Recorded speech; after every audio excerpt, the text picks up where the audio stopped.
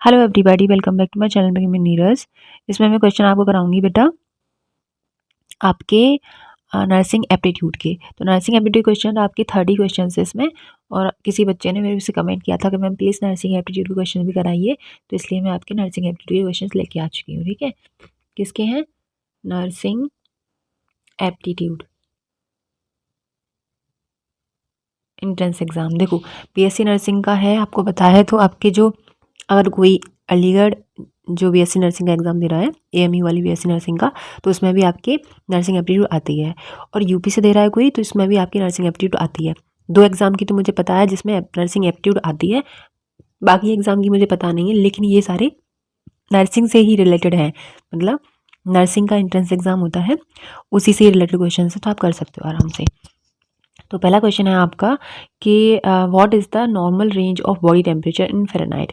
Fahrenheit में normal body temperature कितना होता है वो आपको पता होना चाहिए। तो वो कितना होता है? 97.6 टू 99.6 डिग्री सेल्सियस, ये आपका नॉर्मल टेम्परेचर होता है। ठीक है, तो आप कैसे याद रखेंगे? आपका बी ऑप्शन सही हो जाएगा इसमें। यहाँ पे मैं बी लिख दे रही हूँ या फिर मैं टिक लगा दे रही हूँ। ठीक है, हिंदी में भी आप देख सकते हो, शरीर का सामान्य तापमान फ़ारेनहाइट में कितना होता है? तो 97.6 टू 99.6 फ़ारेनहाइट।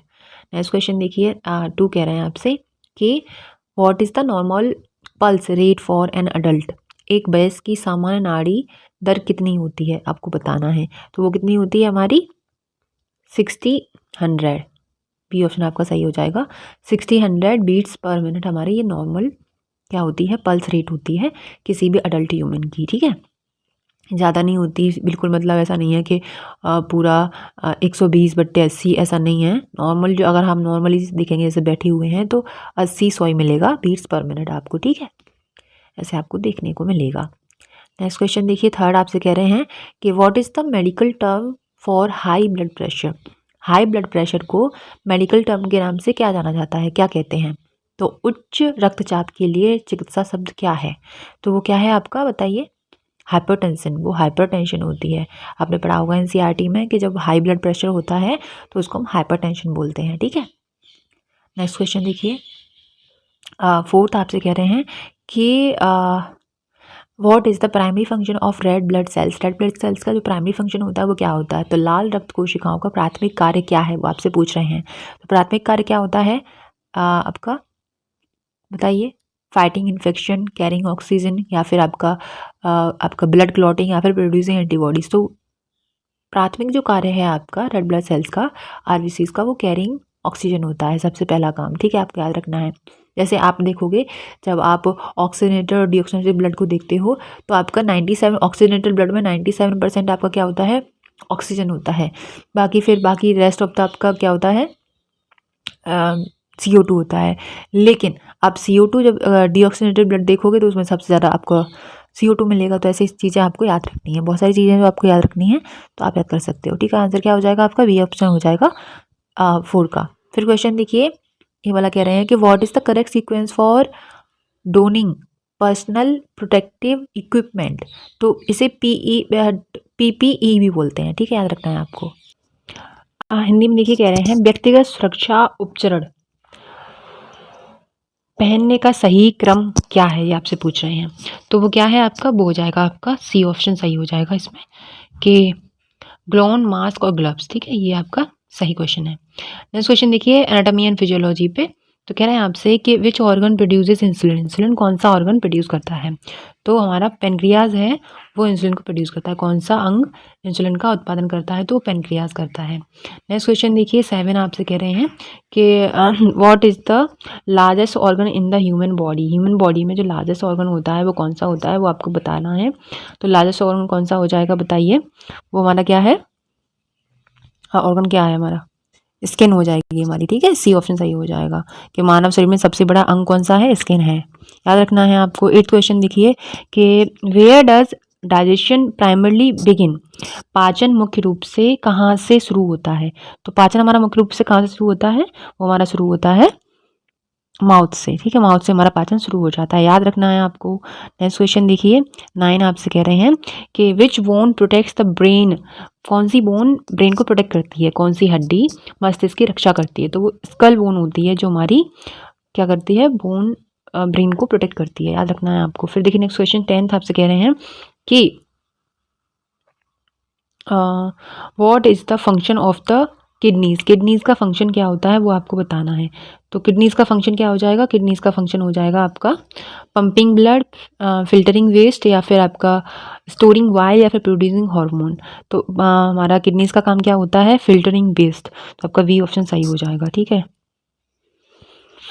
फिर देखिए ये सारी जो हड्डियाँ हैं बेटा, फीमर, टिबिया, ह्यूमरस, ह्यूमरस आपकी जो फोर आर्म होती हैं उनकी है, ये हाइंड आर्म है, जो हमारे लेग होते हैं उनकी है, ये लेग की है दोनों, टिबिया फेबुला, ठीक है।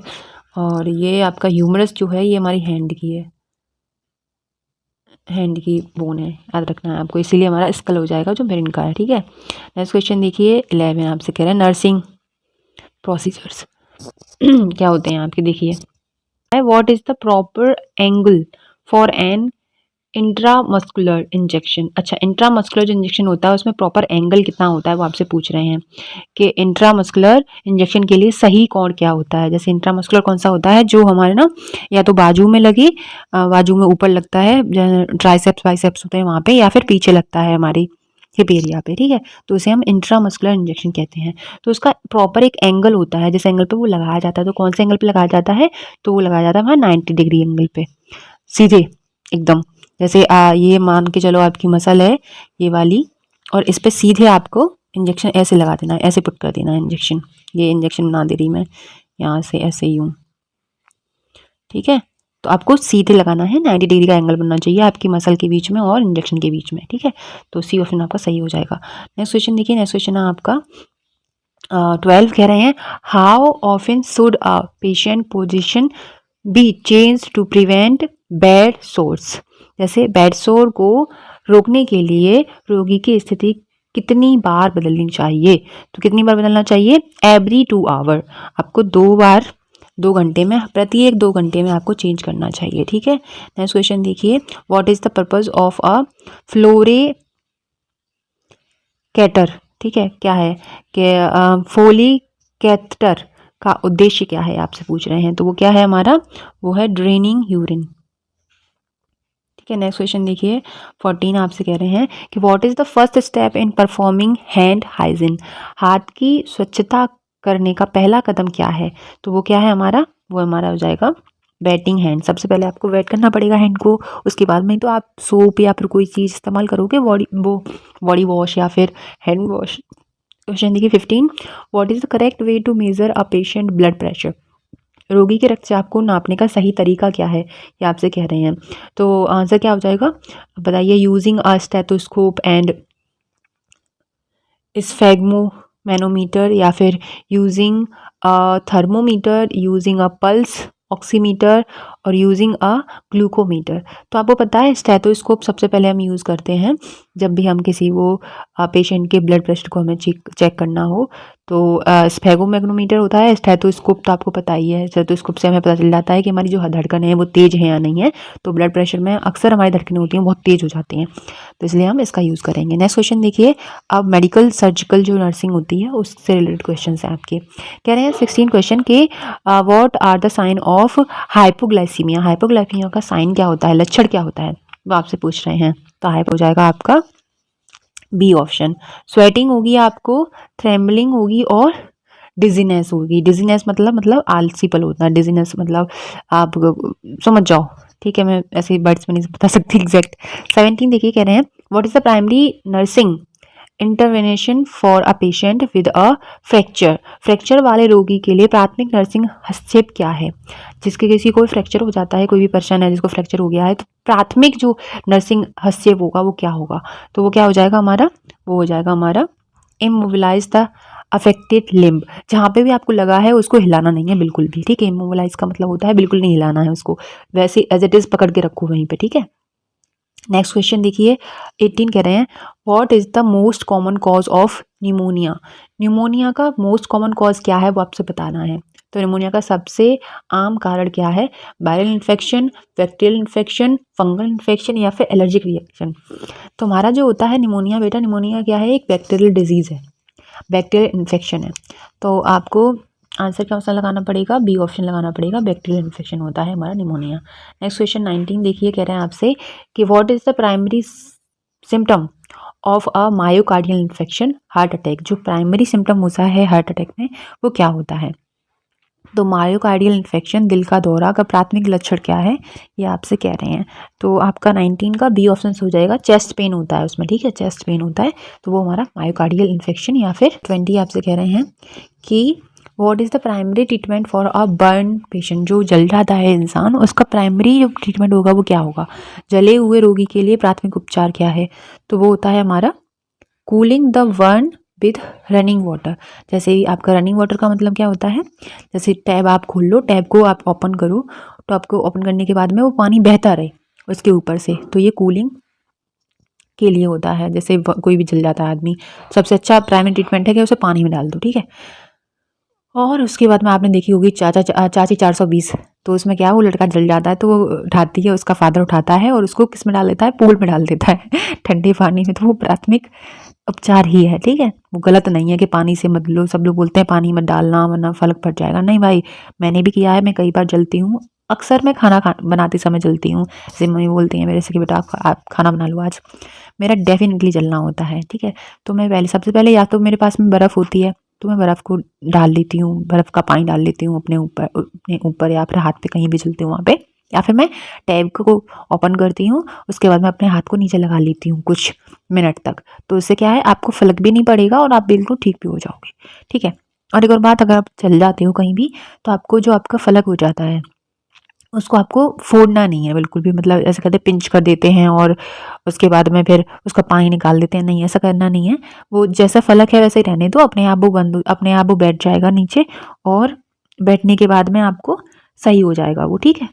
ये नहीं करना है कि आपको फोड़ना है उसको, अपने आप सही हो जाएगा कुछ दिनों में। और सही होने के बाद में, उसके बाद में जो उसके ऊपर हल्की सी पपड़ी हो जाती है जिसे खुरटन बोलते हैं हम, तो वो अपने आप ही छूट भी जाएगा सही होने के बाद में, आपको फोड़ना नहीं है उसको, ठीक है, याद रखना है। क्वेश्चन देखिए, इसमें ये 21 क्वेश्चन है। विच of the following is the primary responsible for nurse. Nurse की प्राइमरी रेस्पॉन्सिबिलिटी क्या होती है, निम्नलिखित में से नर्स की प्राथमिक जिम्मेदारी क्या है, बहुत से पूछ रहे हैं। तो होता है प्रोवाइडिंग पेशेंट केयर, रोगी की देखभाल करना, ये उसका प्राइमरी क्या है, रेस्पॉन्सिबिलिटी है।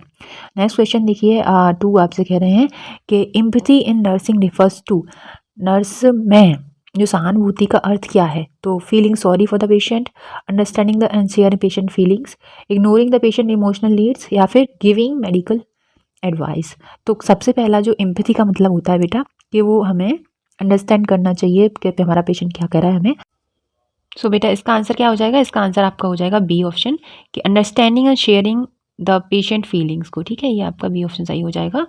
क्योंकि आपसे कह रहे हैं कि रोगी की भावनाओं को समझना और साझा करना, ये एक एम्पैथी ऑफ नर्स का रेफर करता है, ठीक है। नेक्स्ट क्वेश्चन देखिए, 3 आपसे कह रहे हैं कि what does asepsis means. Asepsis, asepsis का अर्थ क्या है, ये आपसे पूछ रहे हैं। तो इसका अर्थ क्या होता है, इसका अर्थ होता है the absence of pathogenic micro organism. रोगजनक जो सूक्ष्म जीवों की अनुपस्थिति को हम क्या बोलते हैं, एसेप्सिस बोलते हैं, ठीक है। नेक्स्ट क्वेश्चन देखिए, ये जो ऊपर वाला क्वेश्चन था मेरा भी पता था, अंडरस्टैंडिंग वाला, कि एम्पैथी वाला, तो ये क्वेश्चन एज इट इज़ तो नहीं आया था, लेकिन ऐसा ही क्वेश्चन आपको 2022 में मिला था नर्सिंग में, यूपी नर्सिंग की एग्जाम में, ठीक है। क्वेश्चन देखिए 4 कह रहे हैं, विद अ सर्जिकल प्रोसीजर, कि शल्य चिकित्सा प्रक्रिया के बाद किस महत्वपूर्ण संकेत की निगरानी करना सबसे महत्वपूर्ण है। Which vital sign is most important to monitor after surgical process. Surgical process के बाद में कौन से वाइटल साइन होते हैं जो मोस्ट इंपॉर्टेंट होते हैं मॉनिटरिंग करने के लिए। तो आपका आंसर क्या हो जाएगा, आंसर हो जाएगा, बताइए क्या क्या, वेट होगा, या फिर टेम्परेचर, पल्स, रेस्पिरेशन, या फिर ब्लड प्रेशर को चेक करते रहना, या फिर आपका हेयर ग्रोथ, या फिर नील कंडीशन। तो ये तो सब कुछ वेस्ट है, मुझे लगता है आपका बी ऑप्शन सही हो जाएगा इसमें, क्योंकि टेम्परेचर, पल्सेस वगैरह को चेक करना वो ही एक वाइटल साइन होते हैं जो हमें पता होने चाहिए आफ्टर सर्जिकल प्रोसीजर। फिफ्थ देखिए, मतलब 25 question, what is the purpose of hand washing in health care. तो ये क्वेश्चन भी आपका 2023 में आया था, ठीक है।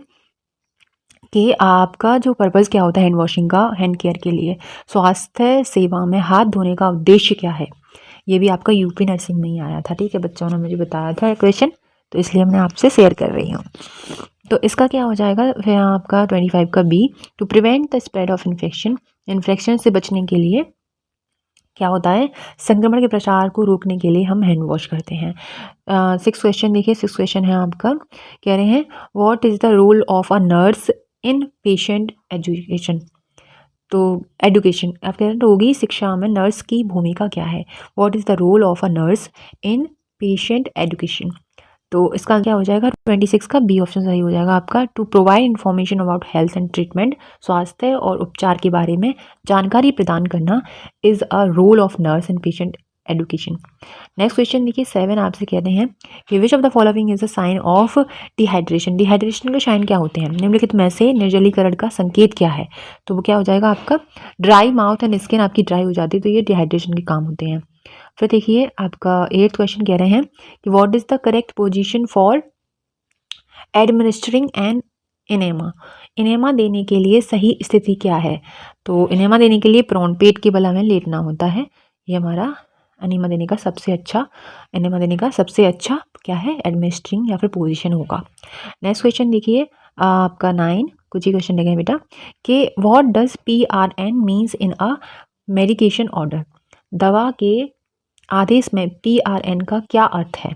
तो इसका क्या अर्थ होता है, उसका अर्थ होता है आपका एज नीडेड, मतलब आवश्यकता अनुसार चीज़ों को देना, आदेश देना दवा के आदेश में। तो ये आपका क्वेश्चन हो जाएगा। नेक्स्ट क्वेश्चन देखिए 10th कह रहे हैं which nutrient is essential for wound healing, घाव बनने के लिए कौन सा पोषक तत्व आवश्यक है।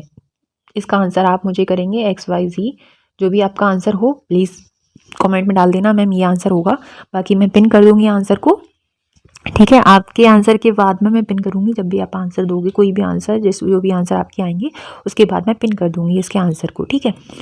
अब बात वो है कि आपको मैं बता दूं बेटा आप देखा करो, आपको देखना बहुत ज़रूरी है, देखो ठीक है, आप देखते नहीं हो इसीलिए फिर मेरा वो मोटिवेशन ना कम हो जाता है। मैं भी मोटिवेट होती हूँ जब आप देखते हो बहुत ज़्यादा वीडियोज़ को, तो आपको देखना है बस, मैक्सिमम लोगों को देखना ही देखना है बस, आप देखिए और मैं आपसे कुछ भी नहीं चाहती हूँ, ठीक है। Bye, take care. क्वेश्चन कैसे लगे मुझे ज़रूर बताना।